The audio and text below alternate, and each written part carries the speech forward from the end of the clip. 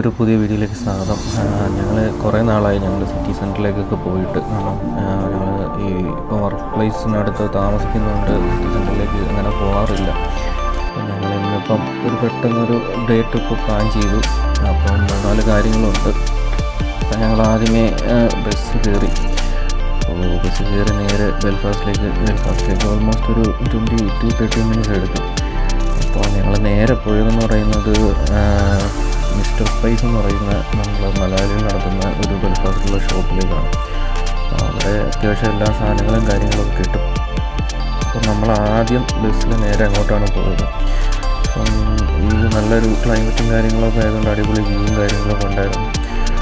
കൊച്ചും എൻജോയ് ചെയ്ത്. കാരണം കുഞ്ഞങ്ങനെ ബസ്സിൽ പോകാറില്ല. കാരണം വളരെ റെയറായിട്ട് ഞങ്ങൾ ബസ്സിൽ പോകുന്നത്.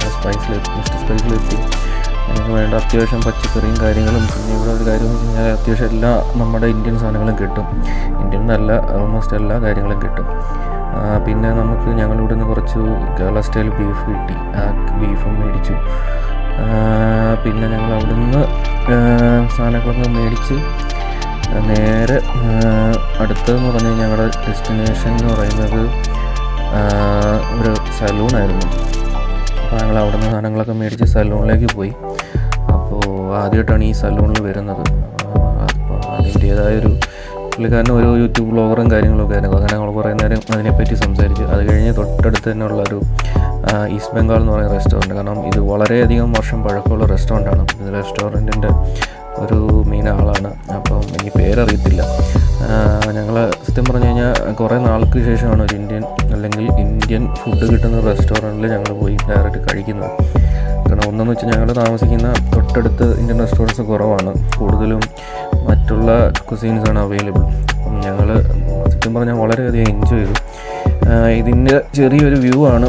ഞങ്ങൾ വളരെയധികം സ്പേഷ്യസും വളരെയധികം ഒരു ട്രഡീഷണൽ ആയിട്ടുള്ള ഒരു വ്യൂവും കാര്യങ്ങളൊക്കെ ഉണ്ടായിരുന്നു. ഞങ്ങൾ ഓൾറെഡി ഫുഡും കാര്യങ്ങളൊക്കെ ഓർഡർ ചെയ്തിട്ട് നിൽക്കുകയാണ്. ആ ടൈമിലാണ് ഞാൻ വീഡിയോ എടുത്തത്. അപ്പം ഫുഡ് മാത്രമല്ല ജ്യൂസും കാര്യങ്ങളൊക്കെ അവൈലബിൾ ആണ്. ഇപ്പം ഞങ്ങൾ വന്ന സമയം അത്ര റഷല്ല. കാരണം കുറച്ച് ഈവനിങ് നൈറ്റ് ടൈം ആവുന്നതേ ഉള്ളൂ. ഇവിടെ അവർ ഇതിൻ്റെ ഓണറിൻ്റെ കാര്യങ്ങൾ ഡീറ്റെയിൽസും ഒക്കെ ഒരു മാഗസീനിൽ വന്ന കാര്യങ്ങളൊക്കെ വെച്ചിട്ടുണ്ട്.